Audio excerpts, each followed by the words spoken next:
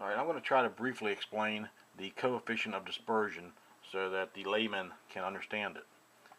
Coefficient of dispersion is a formula used when in property mass appraisals. It's a method used to gauge the effectiveness of the job done by the contractor. What happens is you take the assessed value and you divide it by the sales value or the market value, and that gives you a ratio. Those ratios are then plotted such as this, and they show the relationship where those values have in relationship to the fair market value. Now, if a contractor came in and did a scenario such as this, I would think that this is a good job, primarily because, let me change my tool here, because when you put the median line through 100% fair market value where it should be, then you have roughly half the properties selling at above fair market value and roughly half the properties below fair market value. That would be deemed a good job by the contractor. These properties then are measured against the median line. How far away they are from that median line, there's numeric values attached to them, and how far they are away generally gauges the effectiveness of the assessed values.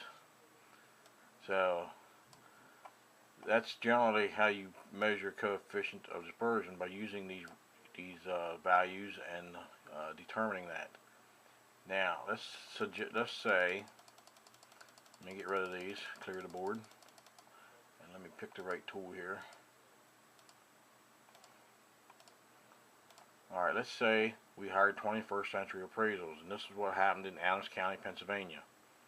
Alright, they came in and they made assessments on our properties, and they were all on the high side.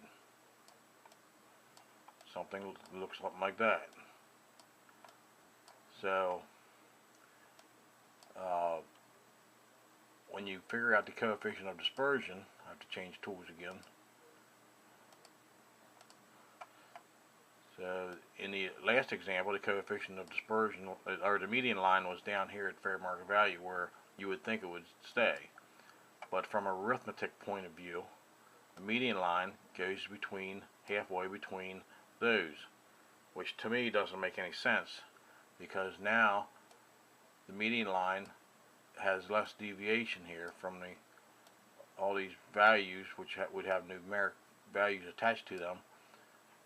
They're closer to the median line than in the previous example when the line was down here. It's much greater distance, and that skews the results of the coefficient of dispersion when you alter where that median line should be. So when you move the median line up here, it's kind of like moving the buffet table closer to Tim Barr's table so that he doesn't have so far to walk. In me, that doesn't make any sense. So that's basically it in a nutshell, and if you've got any questions, please call Tim Barr.